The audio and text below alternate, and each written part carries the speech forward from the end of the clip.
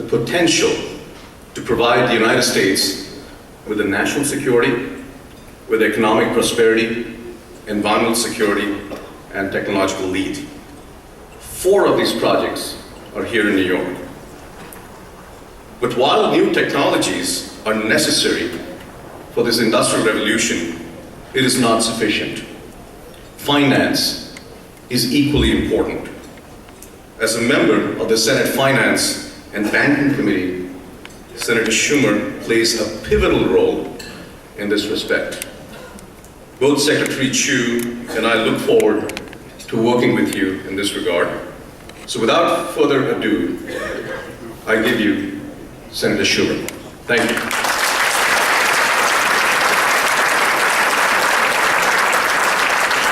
Well, thank you, Arun, and it is great to be here tonight. I want to thank everybody for coming. Certainly, I want to thank Arun Mazumdar, our great Department of Energy Undersecretary, one of the great researchers we have in New York. We're so proud of our city university, and Dr. Sanjoy Banerjee is just one of the leaders in this field, and I thank him. And I thank CUNY, where my wife is she's one of the vice presidents of CUNY. She's executive chancellor, vice chancellor, I forget her title, but she's a big shot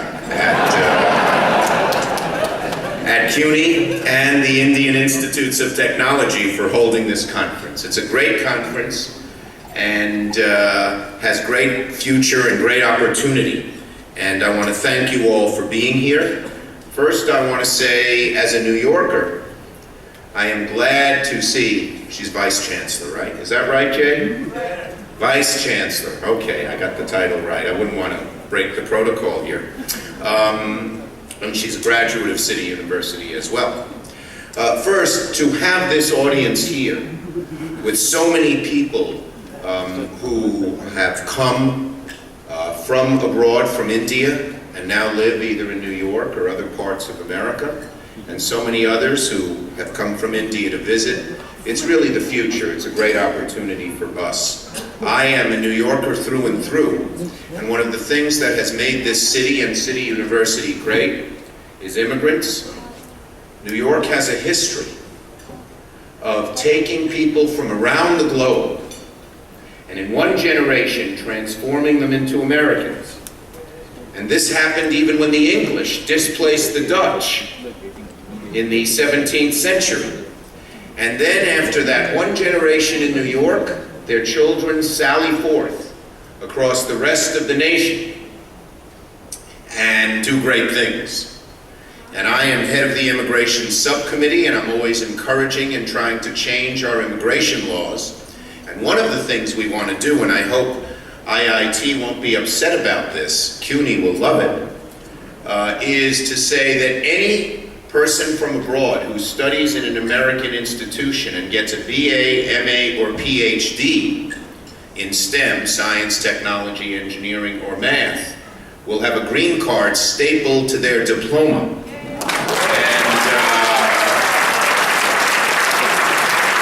that might do more for clean energy research than just about anything else I will talk about tonight. But I very much appreciate everyone being here. And of course, we all know we have a perfect storm when it comes to energy. Greatly increased demand and dwindling resources and tight budgets. And across the world, from New Delhi, India to Erie County, New York, the demand for energy is going up, and our supply of traditional resources like fossil fuels is going down. The need to invest in clean energy has never been greater, but a struggling global economy has made government budgets tighter than ever, and our country and our world can't afford to waste one more moment in going forward, because our long-standing dependence on fossil fuels has left us in a bind, with unsavory and unstable regimes being some of the biggest suppliers of oil. And that also warps our foreign policy as well. So how do we move towards energy independence? And if I had one thesis to leave you with here tonight, It's that active government involvement and support is the key to cracking the code of our energy crisis.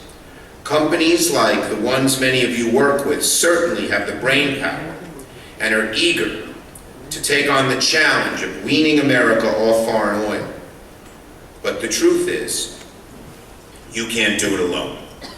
Federal, state, and local government need to be an ally to business and must support its work to ensure that we have reliable, clean, and efficient energy to carry our country forward through this century and on into the next. So yes, we've come into an era of tight budgets that requires us to pare down our debt and reduce our deficit. But as President Obama constantly reminds us, while we do that deficit cutting, we cannot cut our seed corn. There are certain things that will be needed in the future to require the country to grow, to create jobs, and he puts them in three categories. One is education, which relates to most of you here. One is infrastructure, and that includes not just traditional water and sewer and roads and bridges and tunnels, but energy infrastructure, which we must do much better with because we have ample energy in some places and not a way to carry it to where we need it. And finally, and most important of all, is research. When the government funds basic research, millions and millions of jobs are created. One of the places where we should be funding research most is in clean energy. So funding clean energy is going to help secure the future of clean energy in this country and ultimately provide our economy with the job growth, as President Clinton constantly reminds us that we need to grow.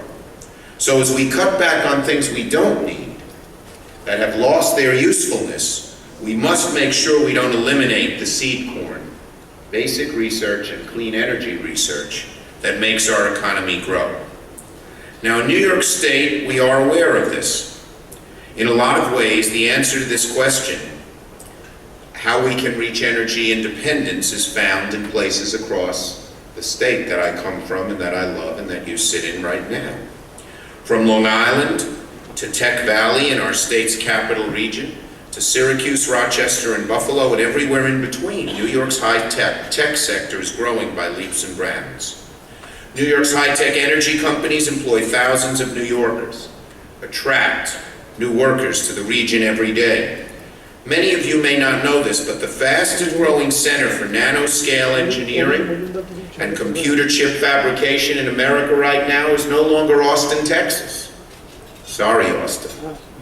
It is Albany, New York. That's right, Albany. And when the Department of Energy had to choose the place to do research for the next generation of photovoltaic cells that uses thin film research rather than silicon, and there was a nationwide competition for who should get the grants. Stanford competed, MIT competed, Texas competed, and guess who won the grant? Albany. And it was a decision not part of politics. It was done completely on the merits.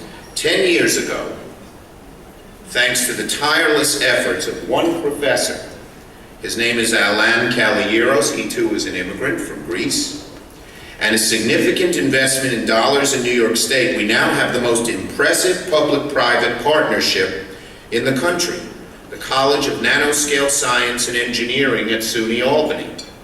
Just this week, a consortium of private companies, IBM, Global Foundries, Intel, Samsung, announced that they are planning to make a $4.4 billion investment at SUNY's Albany Nanotech Center that will create 6,000 jobs, the largest private scale construction enterprise in the country is AMD's new plant, which will build next generation chips. And there was competition worldwide where to build it, and they chose a place called Malta, but that's